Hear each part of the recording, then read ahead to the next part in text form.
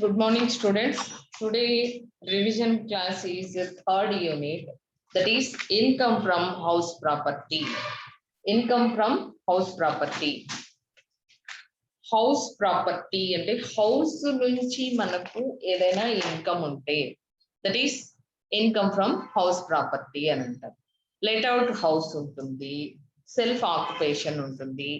ఇలా ఏ ప్రాపర్టీ నుంచి మనకు ఇన్కమ్ ఉంటుంది లేదా ఇన్కమ్ లేదు అన్న దాని గురించి క్యాల్కులేట్ చేస్తాము.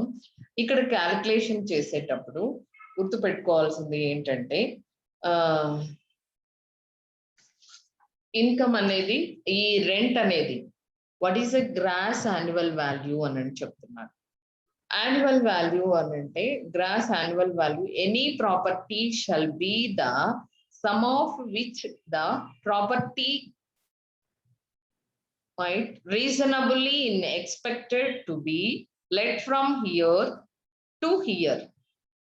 ఏంటి సంవత్సరానికి అంటే ఇక్కడ ఏంటంటే actual rent received or receivable, municipal value, fair rental value, తర్వాత స్టాండర్డ్ రెంట్, ఇవి ఉంటాయి అన్నమాట. ఇవన్నీ కలిపితే మనకు actual rental value, gross actual value అనేది వస్తుంది. ఇక ఒక్కొక్క దాని గురించి నేర్చుకున్నాం. ఇక్కడ మున్సిపల్ రెంటల్ వాల్యూ అని అంటున్నాం.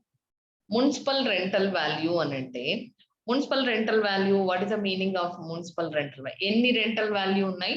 Number 1 municipal rental value, second one fair rental value, third one standard rental value, fourth one expected rental value, fifth one actual rental value, real rental value, composite rent, composite rent, ఇలా రకరకాలుగా ఉన్నాయి అన్నమాట.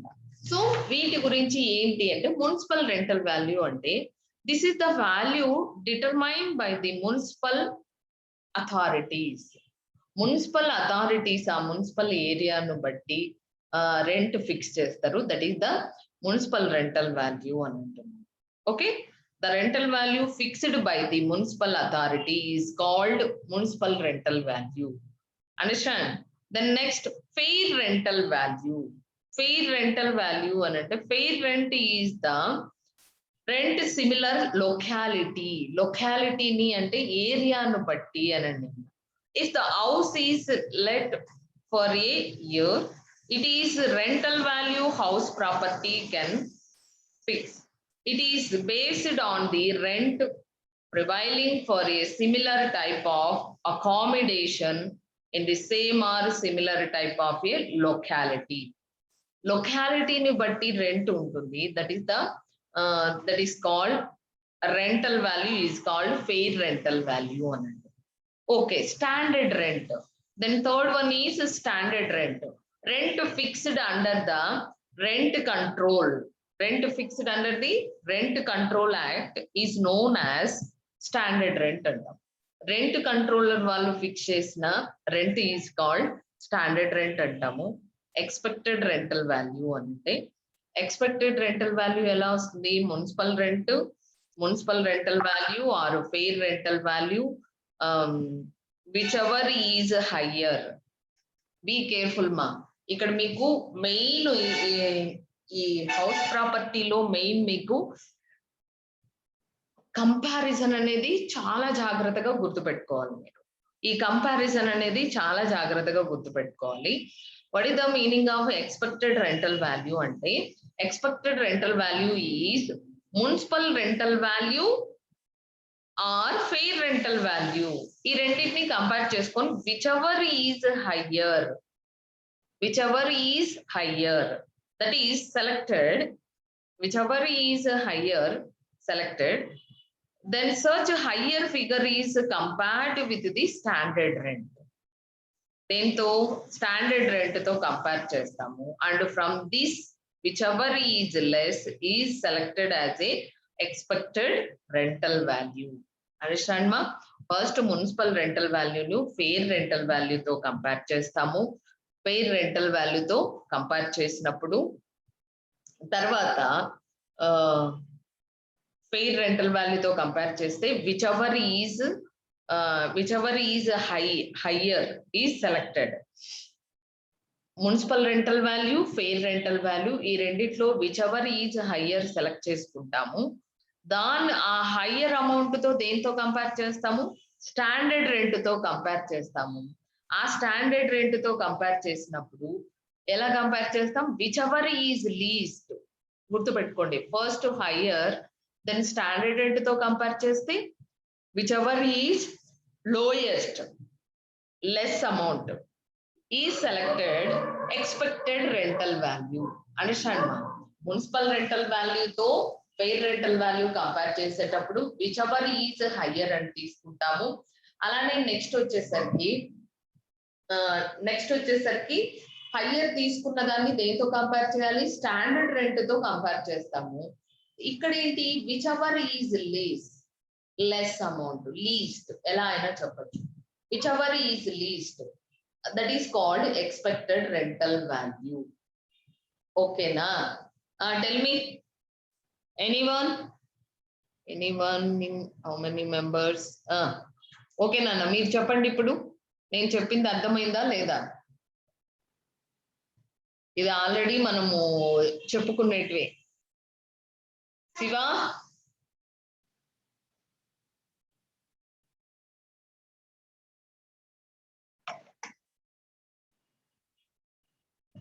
జ్యోతి,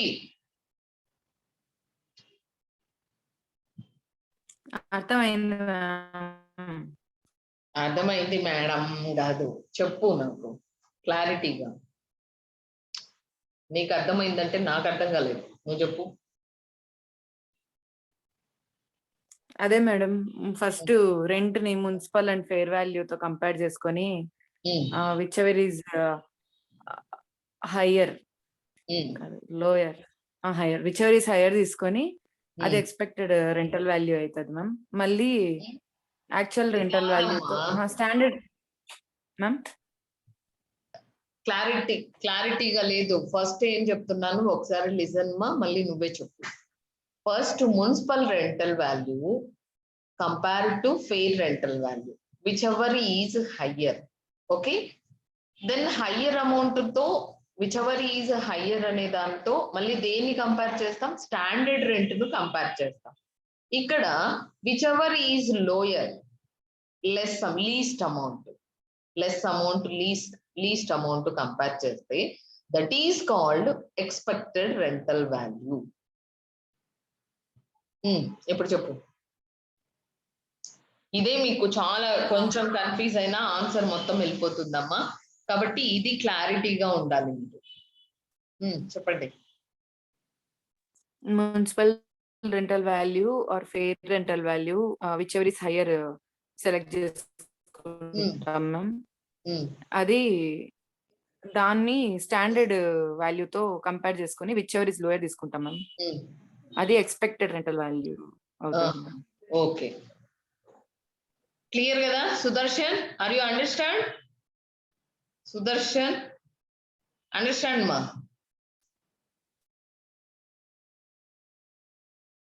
Sudarshan,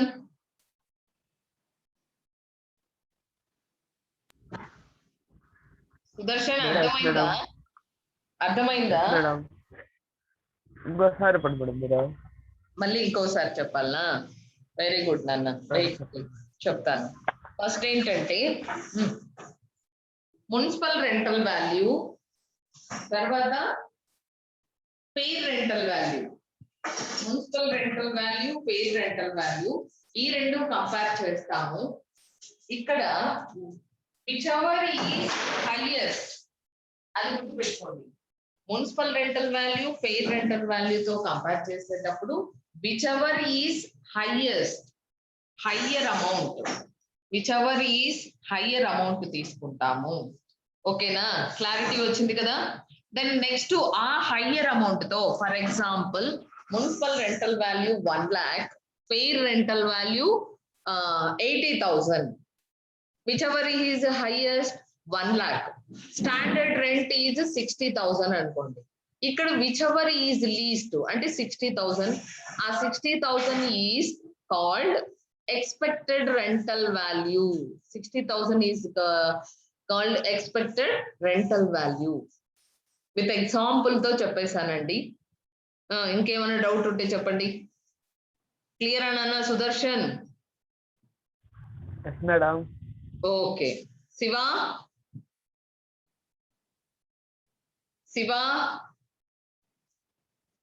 understand?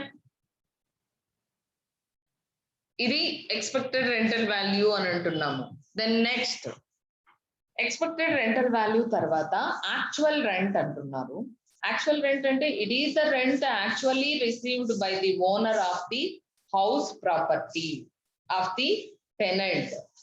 Tenant నుంచి ఏదైతే తీసుకుంటాడో that is called actual rent అంటాం. అవునా కదా? మున్సిపల్ రెంట్ ఎంతనా ఉందని టెనెంట్ వేరే అమౌంట్ తీసుకోవడం జరుగుతుంది. అది వచ్చేసి ఏమంటున్నారు? Actual rental value. వచ్చింది కదా? ఓకే నాన్న. ఇక్కడ ఏంటంటే నెక్స్ట్ వచ్చేసి real rental value.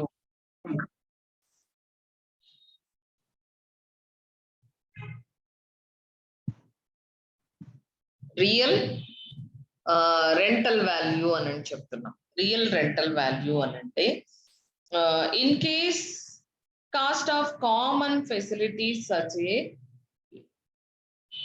Maintenance, salary of common gardener and watchman, lighting of common stairs or corridors and water and electricity bills. అంటే ఏంటి? ఇంకేమన్నా ఎక్స్పెన్సెస్ అన్ని ఉంటే కూడా ఆ ఎక్స్పెన్సెస్ అన్ని ఉంటే అవి లెస్ చేసిన తర్వాత వచ్చే that is called real rental value అంటాం. ఓకేనా అండి? ఇది చాలా ఇంపార్టెంట్. మీకు ఇవన్నీ చాలా ఇంపార్టెంట్ అండి. సో మీరు ఫస్ట్ ప్రాబ్లం చేయాలంటే ఇవి గుర్తుండాలి. Municipal value, fair value, standard rental values. తర్వాత నెక్స్ట్ ఏంటి? ఇంకా ఇక్కడికి వచ్చేసరికి నెక్స్ట్ పాయింట్ ఇక్కడ మీకు దీంట్లో ఉంది చూడండి. రికార్డ్ ఇక్కడ నేను వాట్సాప్ లో చూపిస్తున్నాను. వాట్సాప్ లో ఉండేది ఏమని చూడండి. స్టాండర్డ్ రెంటల్ వాల్యూ, ఇక్కడ స్టాండర్డ్ డిడక్షన్స్ అని అంటాం. Deductions under section 24. ఇక్కడ సెక్షన్ 24 ప్రకారం ఏం లెస్ చేయాల్సి ఉంటుంది? 30% ఆఫ్ నెట్ యాన్యువల్ వాల్యూ. మన నెట్ యాన్యువల్ వాల్యూలో నెట్ యాన్యువల్ వాల్యూ ఎలా వస్తుంది? Municipal value, fair rental value, standard rental value received to be a finalized. ఎలా తీసుకుంటాం? మున్సిపల్ ను ఫెయిర్ తో కంపేర్ చేస్తాం, విచ్ వన్ ఈజ్ హయ్యర్ అంటాం. మళ్ళీ తర్వాత స్టాండర్డ్ తో కంపేర్ చేస్తాం, విచ్ వన్ ఈజ్ లెస్ అంటాం. రియల్ రెంటల్ వాల్యూ కంపేర్ చేస్తాం, విచ్ వన్ ఈజ్ హయ్యర్ తీసుకుంటాం. That is called annual value, gross annual value అని అంటాం. గ్రాస్ యాన్యువల్ వాల్యూలో లెస్ మున్సిపల్ ట్యాక్స్, ఏదైనా ట్యాక్స్ ఉంటే మున్సిపల్ ట్యాక్స్ లెస్ చేస్తాము. దెన్ నెట్ యాన్యువల్ వాల్యూ వస్తుంది. ఎన్ఏవి అంటే నెట్ యాన్యువల్ వాల్యూ వస్తుంది. నెట్ యాన్యువల్ వాల్యూ నుంచి డిడక్షన్స్ అండర్ సెక్షన్ 24 ప్రకారము 30% ఆఫ్ నెట్ యాన్యువల్ వాల్యూ ఎంత తీసుకోవాలి? నెట్ యాన్యువల్ వాల్యూలో 30% డిస్కౌంట్ చేయాలి. ఇంట్రెస్ట్ ఆన్ బారోడ్ క్యాపిటల్, ఏదైనా ఇంట్రెస్ట్ బారోడ్ క్యాపిటల్ ఉంటే తీసుకుంటాము. అలానే ఫ్రీ కన్స్ట్రక్షన్ ఇంట్రెస్ట్ ఉంటే 1/5 అనేది తీసుకుంటాము. 1/5 అనేది తీసుకొని డిడక్ట్ చేస్తాము. డిడక్ట్ చేసిన తర్వాత వచ్చిన అమౌంట్ ఏమంటారు? Income from house property. ఏమని చెప్తామమ్మా? ఇన్కమ్ ఫ్రమ్ హౌస్ ప్రాపర్టీ అని చెప్తాం. ఇంకేమైనా డౌట్ ఉంటే చెప్పండి. ఇన్కమ్ ఫ్రమ్ హౌస్ ప్రాపర్టీ, ఇది హౌ టు క్యాలిక్యులేట్ అన్న దాని గురించి. ఇంకా ఇక్కడ ఏంటంటే మళ్ళీ house property let out with vacancy, తర్వాత house property let out with unrealized rent, తర్వాత ఓన్ గా బిజినెస్ కి అయితే ఇలా మీకు 3 యూనిట్స్, ఒకే ఓనర్ కు 2-3 హౌసెస్ ఉండొచ్చు. అలా ఒక్కొక్క 2-3 హౌసెస్ ఉన్నా కూడా ఆ ఒక్కొక్క హౌస్ నుంచి ఎంత వచ్చింది అన్ని కలుపుకొని అన్ని హౌసెస్ యాడ్ చేసుకుంటేనే ఇన్కమ్ ఫ్రమ్ హౌస్ ప్రాపర్టీ అని చెప్తాము. అండర్స్టాండ్ మా? ఇంకేమైనా డౌట్స్ ఉంటే చెప్పండి. ఇది income from house property introduction అన్నమాట. స్టాండర్డ్ డిడక్షన్స్, తర్వాత